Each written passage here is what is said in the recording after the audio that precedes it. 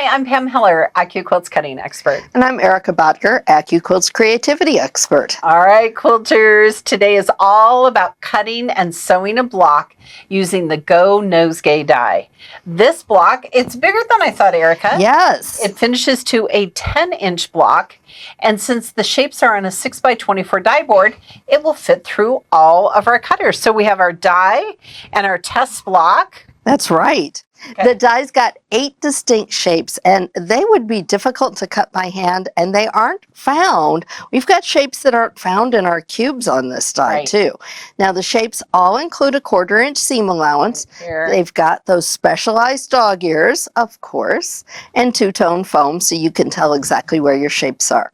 Also, you'll notice that since this block has some directional shapes on it, it means paying attention to your directions. Now with shapes like A, you'll fan fold over them. Right, so here's A, just like this. Just like that. But with the shapes like G, they've put both directions on, so you're going to get both sides on the die. Yeah, it's pretty amazing. All right, so let's lay out our fabric. And this is super important to lay it out correctly. Yes, yes. So this block uses 5 different colors. Right. And you'll find the subcutting instructions on the packaging or from the AccuQuilt website. Start by folding your green fabric in half and lay it over shape A. Now we have orange and pink fabric. And Erica, these are actually going to get folded into thirds. Right, and those will be going over shape B. Right, and what you want to make sure is that all of the layers are going to cut. Right. Because, you know, you don't otherwise you're going to be sad later. Right. Okay, so next, D, so we've got what you have in your hand for the white and the blue. That is going to go, those are going to go over shape D. Now C, talk to me about C. I think we have okay, to so do C thirds. You need to do in thirds again because we need 6 of those. All right, so there's C. And again, I'm making sure that my fabric comes past all the blades there. Now, what we've done, which is so nice, is that we've grouped these background color, cream color shapes all together. Yes. But we need more of the G shapes than we do of the F and E, even though we have 2. Oh, okay. We have these in pairs. So, to make it easy for yourself, start by fan folding over just your G shapes. Okay? Because we need more of those. Then we're going to, again, make sure those are all covered, and then we can fold back across. Look at that. That's going to give us 3 layers over G, but just 2 over F and E. Again, we don't want to use more fabric than we have to. So we're going to put a cutting mat on top. Yes. And we're going to use our Go Big today. But we know we could use any of our cutters, right? And you'll find the block assembly directions on the die's product page at AccuQuilt.com. All right, we're going to give us a little love. Yep. All right, now this is important, Erica. Shape C are half square triangles, and shape B are quarter square, or D are quarter square triangles. Right, and they are different sizes too. Yeah. So you have to read the directions, quilters. Yes, all of them. So there's another way that this block is a little unique because it's made up of 4 units, just like most of our blocks, but each one is just a little different. Now, obviously, our little bouquet end is different than these 3, but these 3 are all a little different too. Right. So you really do want to pay attention. But let's get started by sewing together the bottom section. Okay, let's do that. So let's... And for sure, of all the dies that we talk about, you really want to make a test die. You really do. Block. Yes, you do. So you want to put this out. And this is grunge. I have to make sure we're going the right direction.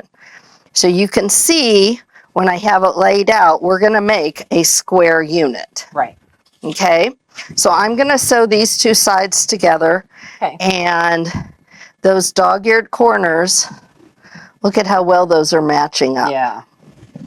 And that's how you know you're doing it right. Yes, if you go, that was my first, on my first test block, that was my first signal I was doing something wrong, was that my ends didn't meet up right. Right. And again, they're going to line up. That's how we know we're on track.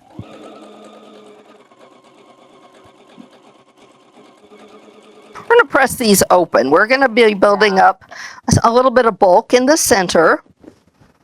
So I'm just going to set that seam, and then I'm just going to come right here, and we're just going to press it open. And we really spend some time doing good pressing. You might want to use some Start Savvy and prep your fabric before you cut it. It's really a best practice, and with all the pieces you're dealing with, it's a great idea.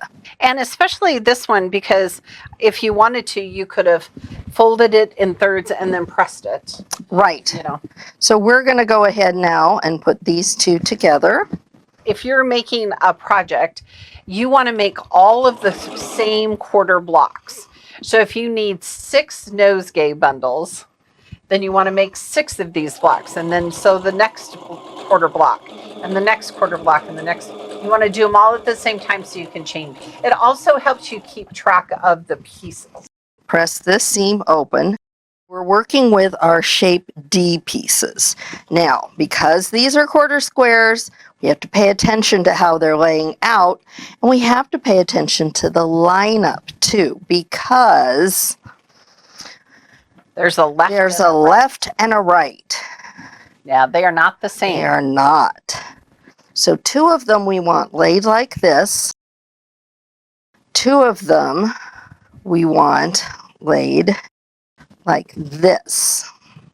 And that's these, remember these are quarter squares. It's going to create a half square triangle basically, but we're going to have 2 and 2. And I've gone ahead and already sewn those pieces together. Excellent. And we've got 2 here, and we've got 2 here, and we're going to just kind of set those aside, because the next thing we're going to do is go to our shape G, which are our chubby little chisels down here. Our chunky chisels. Chunky chisels. And our shape C. And these are the small half square triangles. So again, we're directional. So you want to follow, you're going to have rights and lefts. You're going to have 3 of each. So we want to go ahead, and I've got grunge, so I've got some pattern. I'm going to go ahead and lay these down. I can't even imagine Erica trying to cut these by hand. This one goes here. Now, just saying, we've got these laid out. Now we want to take our half square triangles, and these are batik, so I'm not so much worried about them. And we want to line these up, and these are going to fit on the sides. Yeah, don't think they fit on the bottom. So I want to sew some of these together for you.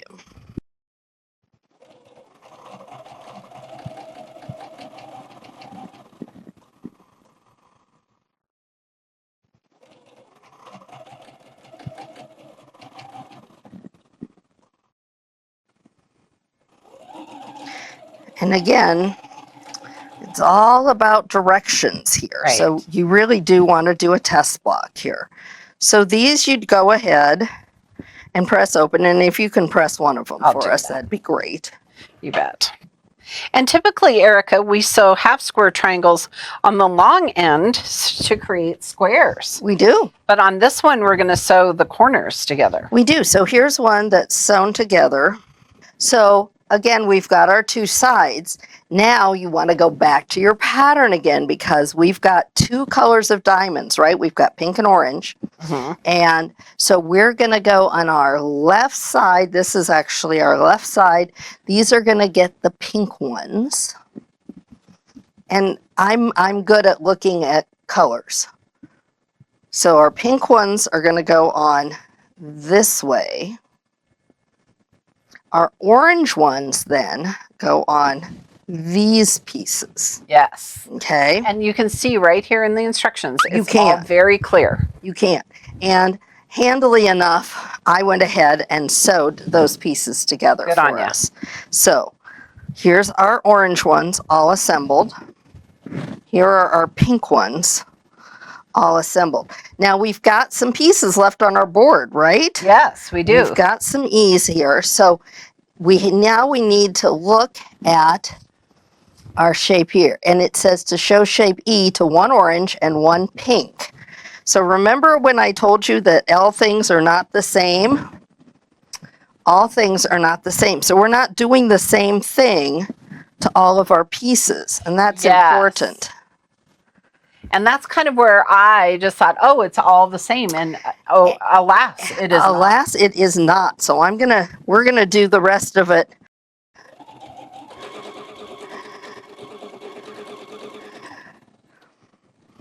And I would be very tempted to just sew one block at a time at this point. Yeah. At least until I get my sea legs. Your wits about you. My quilting wits about me. Cut these off. We're going to go ahead. Pam is going to press these two open for us. Okay. More directions. So now we've got, remember we sewed our blue and our white and our blue together? Well, these are going to go on the pink. These are going to go on the orange. Sewn together. This is how you get those squares in the center. Exactly. With no Y seams. With no Y seams. Yeah. Because we know how you feel about that, quilters. Yes, you've told They're us. not that hard, but we know that they're not your Yes. favorite. So we Yes. took them out. And then here, see, look, here's this one down here. You got to kind of watch where they go in the block.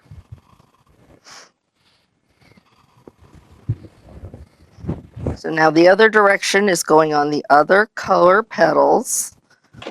Once you get a test block done, then you can start playing with color and Make all sure those your test things. block is correct. Well, that is important. Of course their test block is correct, Pam. I, Goodness on occasion, gracious. have sewn a test block. I too. incorrectly, I too. And then sewed subsequent blocks Incorrectly.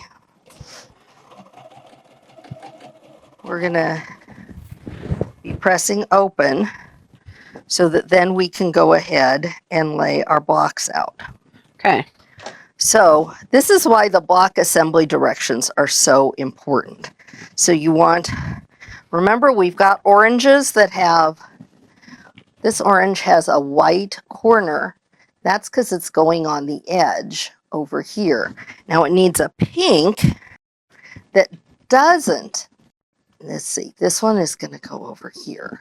Here, I found that if you put it on here, then you can see right away where it goes. Right away. This is the one I need. This is the one I need. There you go. So this one is going to go right up here. Now our next one, again, we're going to have an orange. Here you can see how we're forming our blue. This, of course, no, this one's going to go down here. So this one is going to go with it. Because here we've got, these are those edges, right? Yes. So we'll put yours down and get a good look at it before we put everything together. But I'm going to go ahead and do some sewing for us. Okay. And really, I was so impressed with how these dog ears matched up all the way along the whole process of sewing this block.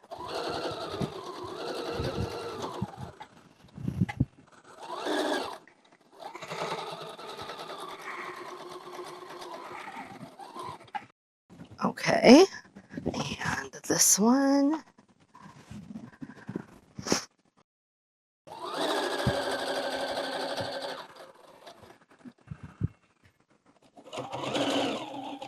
Soon we're going to have 4/4 blocks, Erica. We are. We're almost done. Okay, I'm going to give you one of these to start pressing on. Yes, please. And then this is going to go up here to create that last quarter. I think in the spring this would make such a pretty table runner. Yeah, but you know what? I could see this all seasons of the year. I think that some frosty blues in the winter would be really pretty. Pastels, of course, in the spring. You can't go wrong with that. Press that out for me. Then this one is going to go down here. So I'm going to go ahead and sew these two pieces together. And again, I love that it's a big 10-inch block. Mm-hmm. And if you want to alternate them with plain blocks, we have a die that cuts a 10.5 inch on the Go Big that you could use. Now, when it came to the middle, I pressed opposite directions to nest my middle seam, Pam. Sure, I will press in opposite directions. But if you notice you're having trouble with bulk, again, you can totally press that open also. I'm going to use a little starch savvy here. Oh, Make sure this lays down nice and flat. Issue. That's something I have just started doing. I've decided for the new year, I'm going to do two things. I'm going to use leaders and enders, and I'm going to collect salvage. I think I'll have enough to make one bowl cozy. She's become me. I have.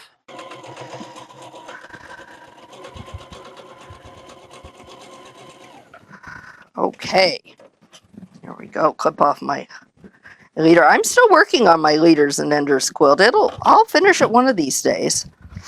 Okay. So this goes this direction. That goes that direction, yes. Goes presses up because this one press down.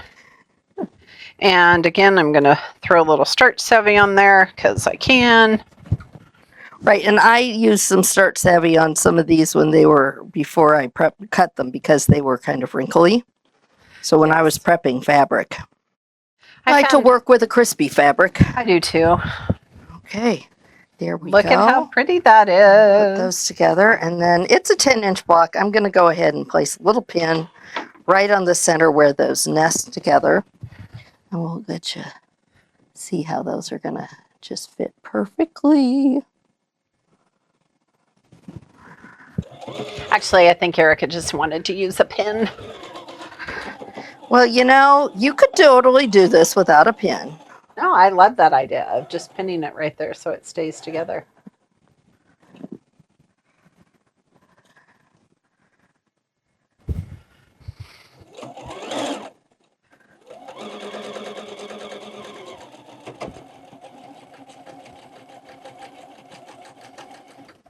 Perfect. Okay. And there we go. Let's see how it looks, because I think it's important to pin because, see, then you've got your points. Right. Yeah. Exactly. Yep. So. All right, quilters, again, don't forget you want to use your big iron and pressure block out, and you'll be all ready to go. We hope you have fun making this block. And be sure to share your finished projects with us on all our social media pages. Because at AccuQuilt, we help you cut time so you can quilt more.